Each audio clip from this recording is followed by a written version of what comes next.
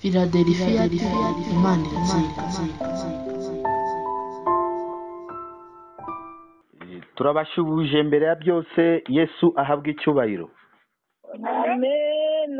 Twashima Imana iki gitondo kuba tumeka uwo muka, ishimwe ni ry'Uwiteka. Reka tuyizamurire tene icyubahiro.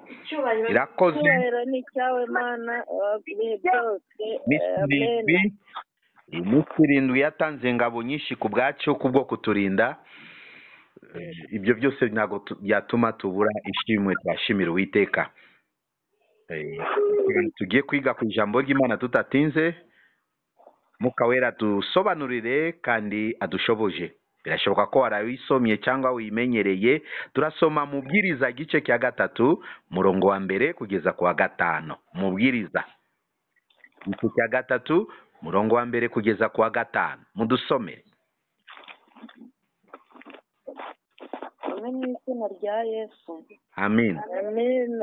Imana igenera ikintu cyose igihe cyacyo. Ikintu cyose kigenerwa igihe cyacyo. Icyagambiriwe munsi y'ijuru cyose gifite umwanya wacyo.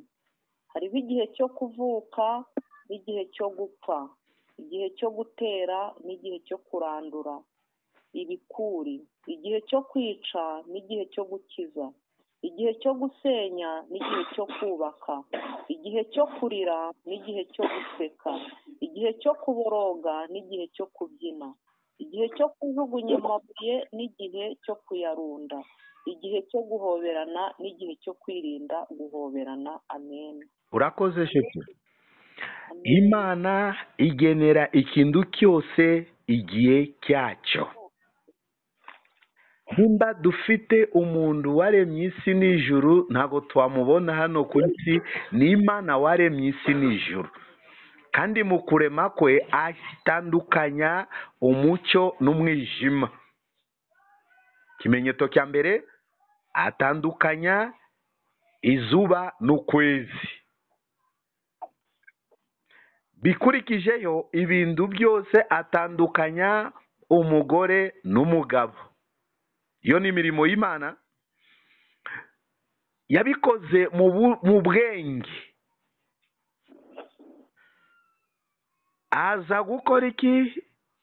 Itandukanya ikintu cyose igihe cyacyo. Ikintu cyose kigenerwa igihe cyacyo. Atari twebwe byacu turabikora kavuyo. Mwanya wo kujya ku meza ibya saa 2 tubirya saa 5, ibya saa 6 tukabirya saa 9, ibya saa 2 nijoro bikaba saa 5 za nijoro. Ubona ko byacu ni kavuyo. Ariko Imana igenera ikintu cyose igihe cyacyo. Twebwe mu bwenge bwacu icyo tugomba gukora ni ugusobanukirwa igihe cy'Imana ku buzima bwawe. Ku itorero ry'Imana tugomba kumenyera igihe cy'Imana. Iki gihe twatewe cyangwa se tutatewe. Iki gihe ndi mu mahoro cyangwa se ndago ndi mu mahoro. Bwana Yesu asifiwe. Amen. Ikintu cyose kigenerwa igihe cyacyo. N'icyagambiriwe munsi y'ijuru cyose gifite umwanya wacyo. Mwanya kintu cyose Imana yaremye kigenerwa igihe cyacyo, n'icyagambiriwe munsi y'ijuru cyose gifite iki? Gifite umwanya wacyo. Izuba Imana yishize ku mwanya wayo. Ukwezi Imana yishize ku mwanya wayo. Imisozi Imana yishize ku mwanya wazo. Inyanja Imana yishize ku mwanya wayo. Iremye umuntu amaso yayishize ku mwanya wayo. Izuru yayishize ku mwanya wayo. Amatwi Imana yayishize ku mwanya wayo. Mubona ko ibintu byose Imana yagiye ikora iki?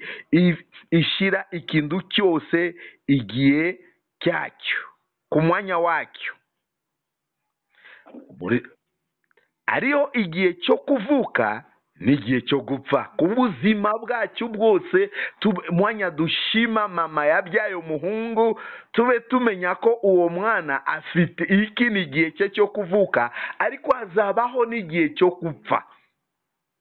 ibi byose usanga twebwe ntago tusobanuwe ibihe by'Imana hano ku isi.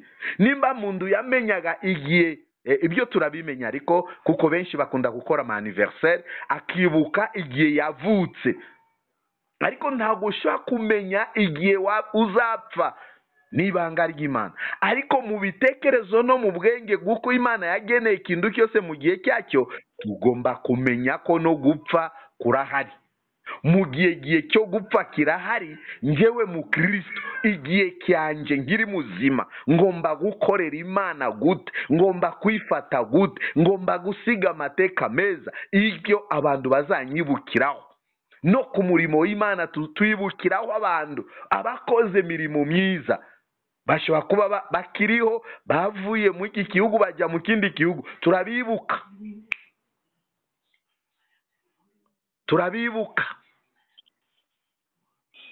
Nimba arabatashe nabo basize bakoze imirimo myiza, nabo turabibuka, kuko Imana yageneye ikintu cyose igihe cyacyo, ariyo gihe cyo kuvuka n'igihe cyo gupfa. Twese tube tumenya ko tuzagera no mu gihe cyo gupfa, ariko mu gihe tutarapfa, niki bazanyibukiraho, niki itorero ryanjye rizanyibukiraho, niki umuryango wanjye bazanyibukiraho, niki abana banjye bazanyibukiraho, kuko mirimo myiza ifasha muntu nabyo ikamugeza ku gihe cyiza cy'ihererezo rye ryiza hagati ye n'Imana.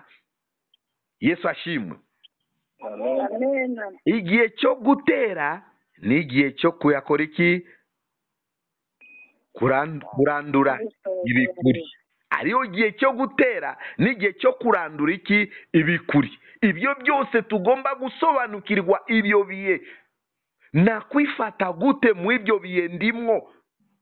Nagarara gute mu ibyo bihe ndimwo?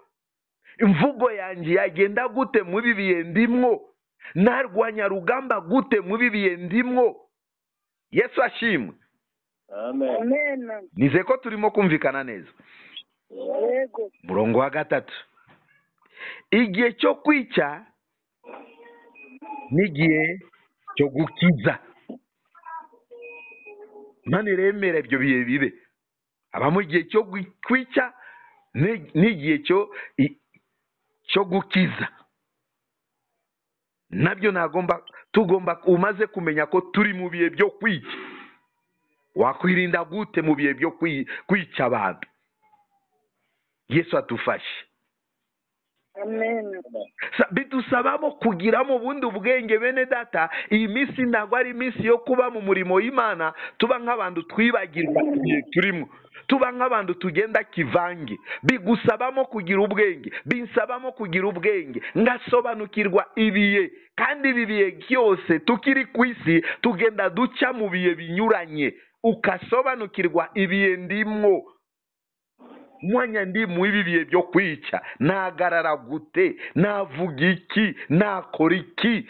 Busabane bwanjye n'Imana bwagenda gute? Mu Kristo mu kanwa gusa. Mu Kristo agendana n'Imana akurikije ibi yarimwo, agakora ibyo Imana imushaka.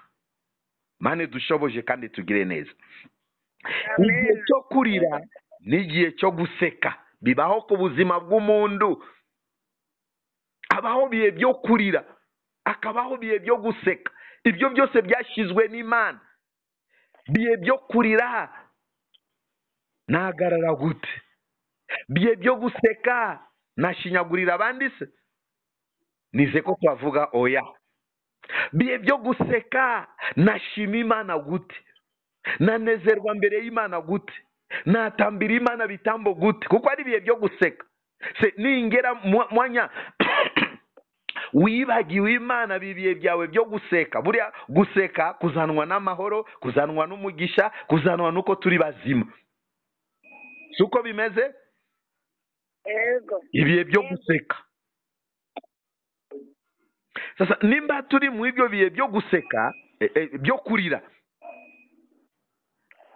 nagarara gute ibihe byo guseka?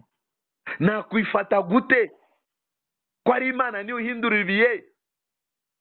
Ibi bihe ndimo Imana ishaka kundeba ikanishimira kuko ntago twashaka tunezererwe gusa mu bihe byo guseka n'ibyo byo kurira. Imana dushakaho gukiranuka n'ibyo byikakaye naho Imana gushakaho imirimo yo gukiranuka. Yesu atushoboje kuko tugera mu bihe bimwe bikakaye tukarakarira Imana, tukareka mirimo y'Imana, ibyo umuntu yakoreraga Imana akabireka. Ati nzongera gukora Imana ngeze mu bihe byiza. Oya, rwana urugamba hamwe na Kristo mu bihe urimo, nuko byaba bihe bigukomereye, nuko byaba bihe bikunaniye, nuko byaba bihe utashoboye. Buriya mu gukorera Imana ari igihe tubwira ibihe bibiri. Igihe gikwiriye ugomba gukorera Imana, ari n'igihe kitakwiriye ugomba gukorera Imana. Rimwe na rimwe igihe gikwiriye niyo abantu dukunda, ariko tutanezerwa gukorera Imana no mu bihe bidakwiriye. Bihe bidakwiriye abantu bashobora kukwanga, bihe bidakwiriye agacyo rimo gatashobora kwemera imirimo ukora. Ariko nabyo ibyo bihe tugomba kubisobanukirwa tukagendana n'Imana nguko bikwiriye. Yesu ashimwe. Amen. Turamanuka gatoya. Igihe cyo kuboroga n'igihe cyo kubyina. Abamo igihe umuntu ashaka kuba ari mu bihe byo kuboroga, Mana we, Mana waraturetse, Mana waratwibagiwe. Ariko Imana kuko isobanukirwa bihe iragukomeza mu ibyo bihe byo kuboroga, ikakongera kwizera mu ibyo bihe byo kugoroga, mu gihe wateye indambwe uyishaka. Kandi tugomba gusobanukirwa ko ariyo ihindura ibihe. Igihe cyo kuboroga n'igihe cyo kubyina. Ikura mundu mu bihe byo kuboroga ikamugeza no mu bihe byo gukora iki? Igihe cyo kubyina. Yesu ashimwe. Amen. Nize ko mukiranutsi wese Imana igenda imucisha mu ibyo bihe bitandukanye. Ariko ugomba kuba maso gusobanukirwa ibihe ndimwo Imana iranshaka wiki, ibihe ndimwo nakorera iki Imana, ibihe ndimwo navuga iki, ibihe ndimwo nakwifata gute. Haleluya. Amen. Igihe cyo kujugunya amabuye kiba ku mundu. Igihe cyo kujugunya amabuye ntagereranya, navuga ko kibamo igihe kikomereye umundu, kibamo igihe kiremereye umundu, ariko byiringiro bya bigomba kuba ku Mana yonyine. Igihe cyo kujugunya amabuye ntabwo ari igihe cyo kwiringira abantu. Ugomba gushyira byiringiro by'Imana hagati yawe n'Imana, mugirane busabane bwiza hagati yawe n'Imana, atagira ikintu gucura urubanza. Kora ubushake bwayo, uyumvire, uyubahe, uce bugufiya, usenge kandi ube mukiranutse imbere y'Imana mu gihe cyo kurunda amabuye. Yesu ashimwe. Amen. Sasa twebwe Imana yaremye yabashije gukora iki? Gushyira ikintu cyose mu gihe cyacyo. Navuze ko twebwe turabivangavanga. Rugero rumwe nabahaye ibyo kurya abazungu bashize gahunda, ntago ibya mu gitondo ntago byarenga saa 2, ariko twebwe tubifata saa 5. Ibya saa 6 ukabifata saa 9, ibya saa 1 nijoro ukabifata saa 5 z'ijoro. Ubona ko twebwe byacu turabikora iki? Mvange. Ariko Imana waremye isi n'ijuru yashize ikintu cyose gihe cyacyo. Hari igihe cy'imvura, hari igihe cy'izuba, hakabamo n'igihe cy'imvura. Nize ko minsi ishize tuvuye mu gihe cy'izuba, kandi icyo gihe cy'izuba na wundi wagombaga kukihindura. Twasabye imvura, twifuje imvura, ntago yabashije kuboneka. Ariko kuko igihe cy'imvura cyabonetse, tutangiye kubona imvura. Yesu ashimwe. Amen. Sobanukirwa ibihe Imana yashizeho, kandi usobanukirwe ibihe Imana igucishamo. Mane tushigikire. Amen. Murongo wa 5. Igihe cyo kujugunya amabuye kibaho, n'igihe cyo kuyarunda nacyo kibaho. Igihe cyo kuhoberana kibaho. Yesu ashimwe, ukinjira mu mugenzi wawe mu gituza cyose, kuko ari igihe cyo gukora iki? Cyo kuhoberana. Igihe cyo kwirinda guhoberana nacyo kibaho. Se mu gihe cyo kwirinda kuhoberana wabasha kuhobera mugenzi wawe? Nize ko ntayo. Mwabibonye mu gihe cya corona, cyari igihe cyo kutakora iki? Kutahoberana. Bashaka kurambura ibiganza mugenzi we yaguhunga, kuko twari turi mu gihe kiri cyo kutahoberana. Ariko mu gihe cyo kuhoberana abantu barahoberana nguko bikwiriye kandi bagatindaho. Mana ishimwe kandi habwa icyubahiro. Amen. Mu buryo bwo mu mwuka, muri urugendo rujya mu ijuru, mu y'umurimo w'Imana dukora, mu kuba kwaho mu Kristo, ube umenya ko Imana igucisha mu bihe bitandukanye. Nguko yaremye isi ashyiraho kintu cyose mu gihe cyacyo. Na n'uwe mu rugendo rujya mu ijuru, umuntu agenda aca mu bihe bisimburanye. Abisirayeli bagize ibihe byo kuba mu muretwa kwa Farawo myaka 400 zirenze, abakoresha mirimo y'uburetwa nk'uko yishakiye. Ariko aje kubaho igihe Imana yategetse kuva mu maboko ya Farawo. Nawe Farawo kubwe Imana yamukubise ibyago 10, aza kubarekura kandi yinangiraga umutima. Ati mumvirire mu gihugu mugende, niyo Mana yanyu yica, kuko yari igihe cy'Imana yategetse ko kibeho. Turasenga, twebwe nta bubasha dufite yo kuhindura ibihe. Gukiranuka kwacu no gusenga kwacu niyo bidukura mu bihe bibi bikatwinjiza mu bihe byiza, mu gihe Imana yumvise ke gusenga kwacu, mu gihe Imana yishimiye iki gusenga kwacu. Bwana Yesu asifiwe.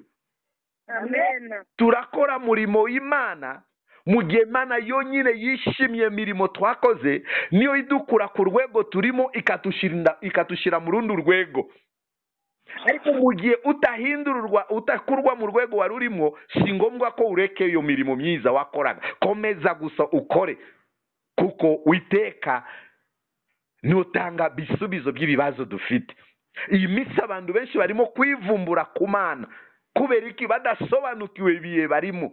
Kandi mu bihe uri mu bibazo, twavugaga Abisirayeli bavuye mu gihugu kuko gihe cy'Imana yategetse, ariko bageze imbere basanga inyanja, kibabereye tene kibazo, baritotombera bivovotera Imana. Ariko Mana kuko yategetse ko bave kwa Farawo, babonaga ko Farawo n'ingabo baje nyuma yabo, turapfuye birarangiye. Mana nayavuga ko ninjewe nabakuye mu maboko ya Farawo, sinakwemeraje kubikira no mu nzira. Mose fitiki fitingoni rambura, arambuye ama inyanja yisaturamo kabiri, inzira iraboneka. Aya mwambuke, barambuka, barakomeza urugendo. Ariko mu kwambuka Farawo n'ingabo barinjira. Ati Mose yindukira, wongere urambure ingoni ejuru y'inyanja, kuko byari ibihe by'Imana byagombaga kubaho. Farawo n'ingabo ze bararimbutse bose.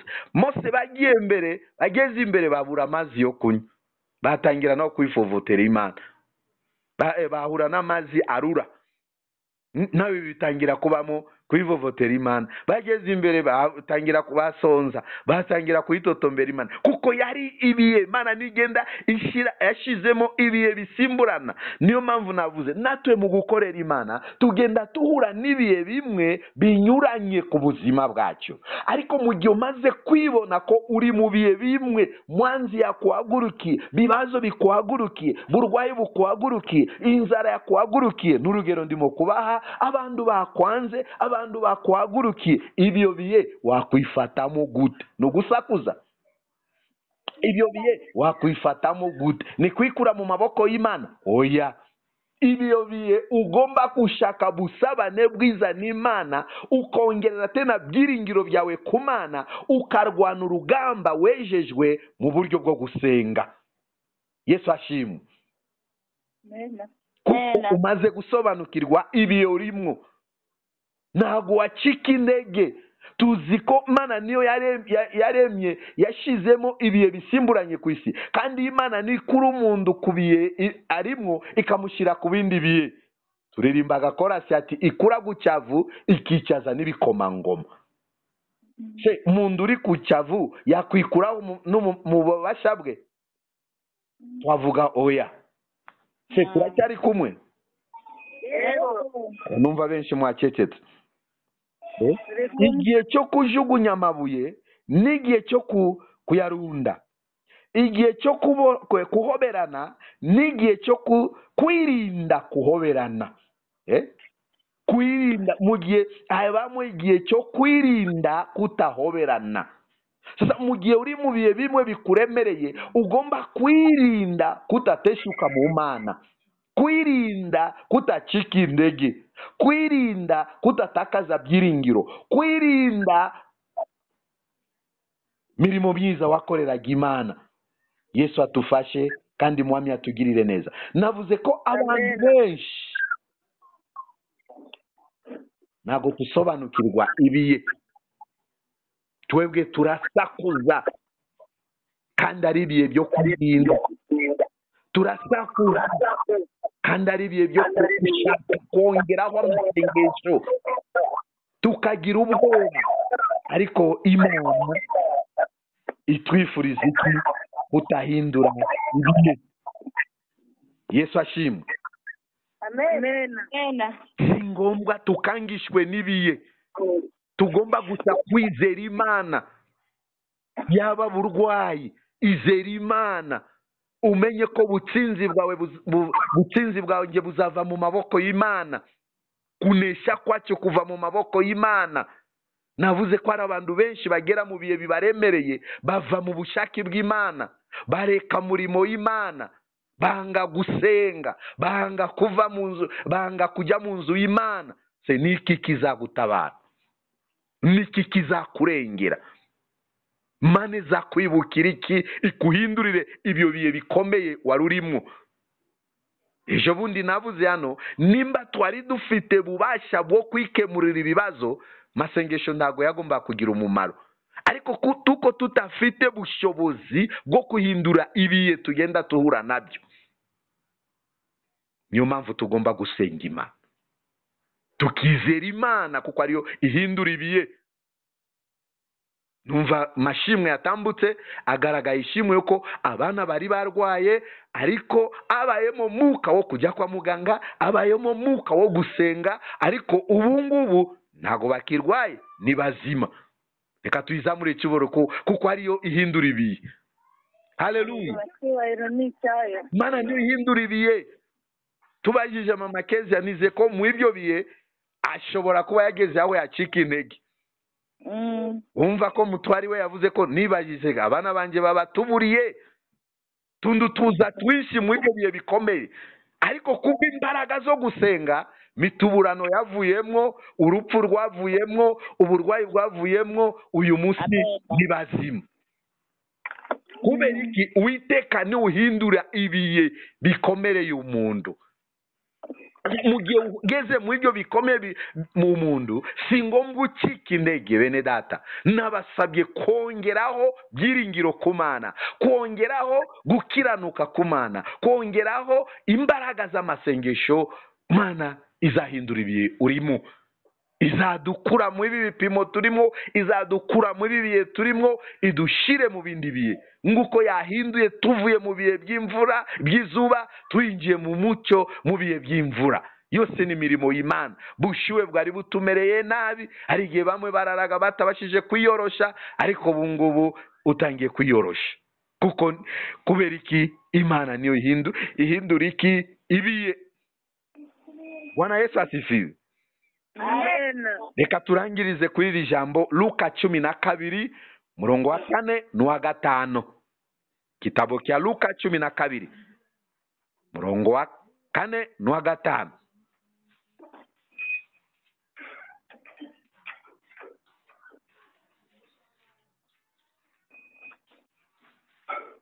Musomyi arahari? Yego, dusome mu izina rya Yesu. Amen. Twe gutinya abantu. Kandi ndababwira mwebwe nshuti zanjye ntimugatinya abica umubiri, hanyuma ntibagire ikindi babatwara. Ahubwo ndabereka uwo mukwiriye gutinya. Mutinye umara kwica umuntu agashobora kumujugunya muri Gehinomu. ni koko ndababwira aba ari we mutinya. Amena. Uwiteka ahabwa icyubahiro.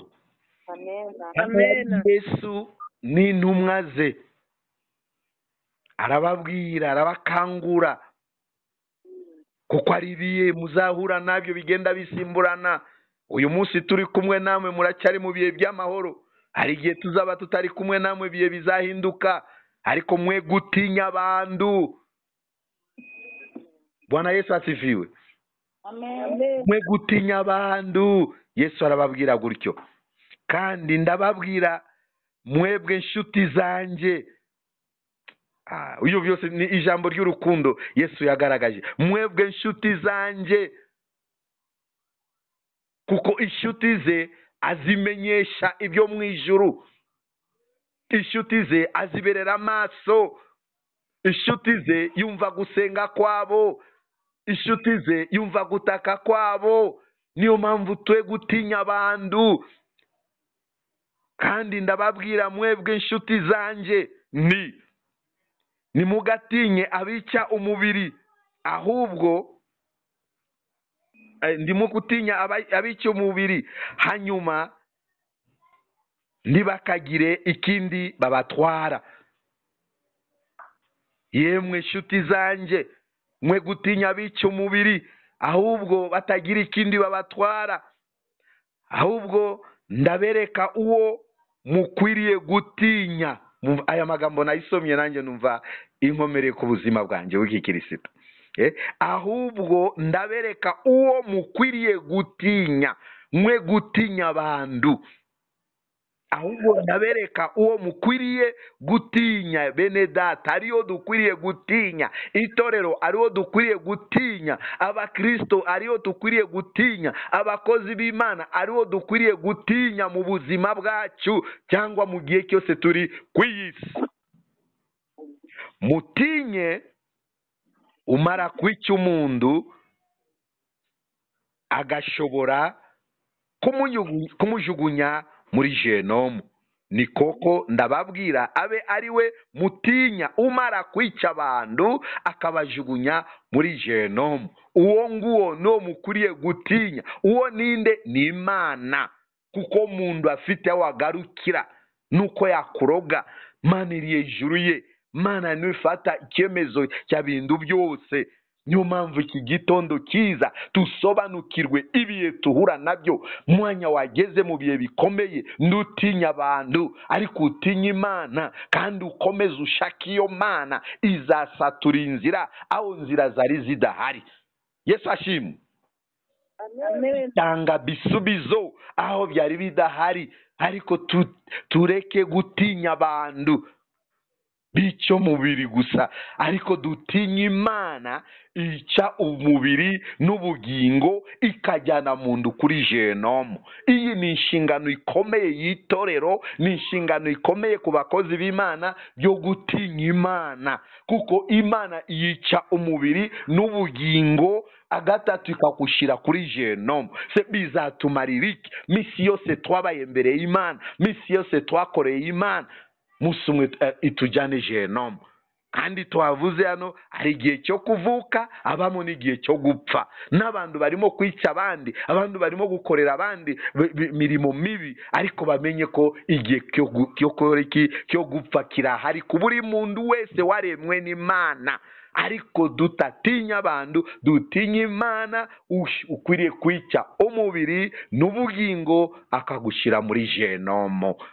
Genomu abantu barayumva tunga imikino, ariko bene data izaba amarira akomeye ku bantu bazajya genomu.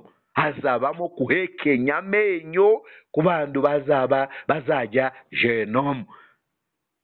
Uyu munsi bantu barabwirizwa, munsi bantu basobanukiwe ukuri, ariko babona ko ari bisanzwe. Ariko mahirwe mabi muntu uzajya genomu bizamugora.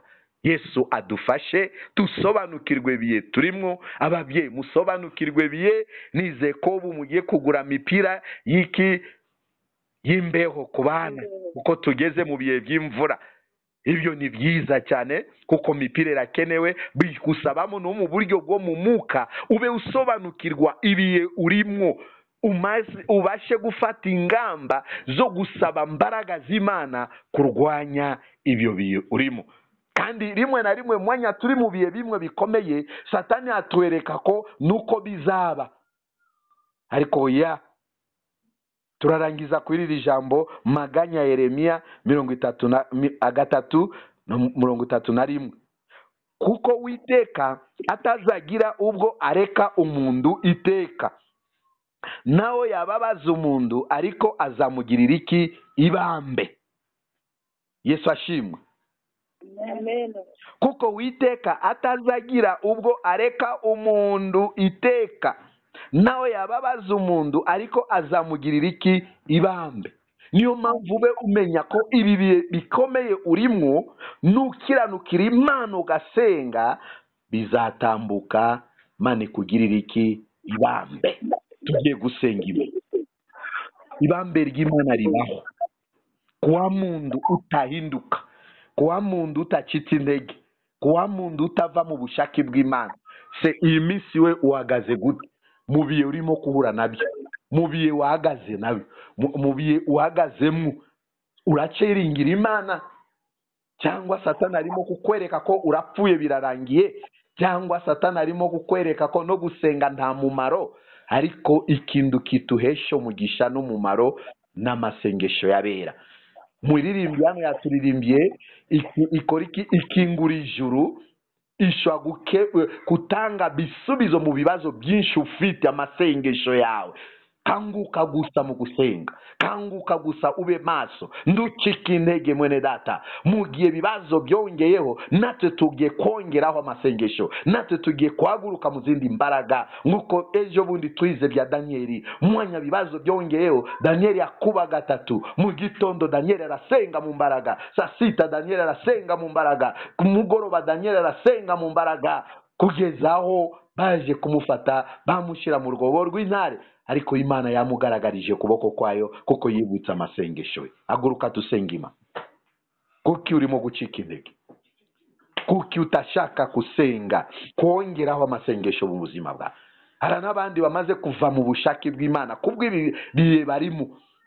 Hari n'abandi batagishaka gukorera Imana mirimo bayikoreraga bikurikije ibihe barimo. Mana, twaje imbere yawe Philadelphia. Warakoze kuturinda iki cyumweru cyose tugeze uyu munsi mwiza kubw'imbaraga zawe. Iki gitondo kiza twibuze ijambo ryawe ritwereka ibihe dushaka kuba muri twe, ari ibihe turimo, bihe bisimburanye.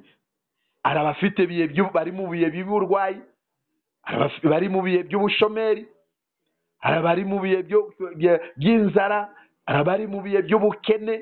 Bihe ni byinshi ku buzima bw'umukiranutsi, ariko ibyo bihe byose urabizi, kandi ibyo byose bihindurwa nawe. Niyo mpamvu dusengeye itorero ryawe batumvise iki gitondo. Mbere ya byose ubanza tubabarira itorero, aho dushaka gucika intege tukurikije ibihe turimo, tukagabanya amasengesho, tukagabanya mirimo twagukoreraga, tukanga kumvira umwuka wera, tukumvira abantu, tukanga kumvira inama zawe, tukashaka inama zacyo.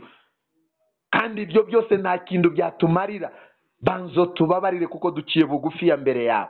Weza ababyeyi mu itorero, weza abapapa mu itorero, weze urubyiruko mu itorero, weza abakozi bawe.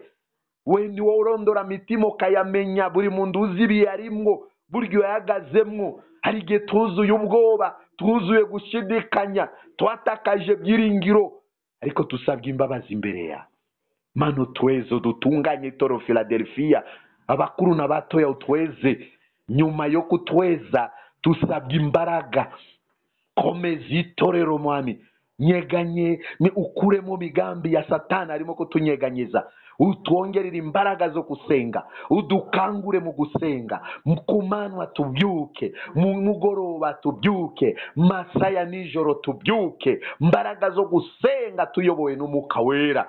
Niyo mpamvu turabasengeye, bihe by'ubukene bivemo, bihe by'inzara turabyirukanye, bihe by'ubukene turabyirukanye, bihe by'uburwayi. Arashoboka ko muri twebwe bari mu ibyo bihe by'uburwayi, bari mu bihe by'ubushomeri, abari mu bihe byo kubabazwa n'imibiri, abari mu bihe by'amadeni. Yose ni wowe ushobora byose, data mwiza. Garagaza kunesha kwawe, garagaza imbaraga zawe, urengera umurimo wawe, urengera abantu bawe, urengera ababyeyi abaje barwaye mu materaniro. Turabasengeye ubakize myuka y'uburwayi, turayisenya butwari bwabo n'ububasha bw'uburwayi kwa jina la Yesu. Ibiterwa n'abadayimoni turayirukanye mwami. Shigikira umurimo wawe, komeza umurimo wawe, udukure mu bibiye turimo ku murimo nuwo kura gucyavu kicaza ku nukayicaza n'umangoma. Ni wowe tuyize ko nukubabaza umuntu, ariko maherezo ubagirira ibambe. Tugirira ibambe itorero ryawe, ibitakwiriye turabyirukanye. Aya mezi turayasengeye, turinde burwayi, turinde amagripe, turinde inkorora. Komeza abana, dore bari hafi yo gusubira ku ishuri, uzabahagarare imbere, bendera y'ubutsinzi ihagarare imbere yabo nguko wahagaze kuri vakanse. Mana urakoze, cyubahiro kibi cyawe, urinde iki gihugu, ukigotesha amaraso yawe, urinde abakozi bawe, berera amaso murimo wawe. Satani wo kwivanga mu byawe turamusenya, turamutwika.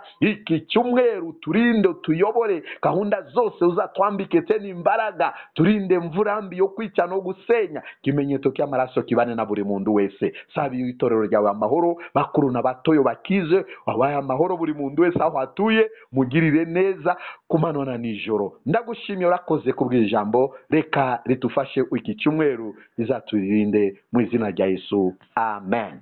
Amen. Philadelphia, Imana iratsinda.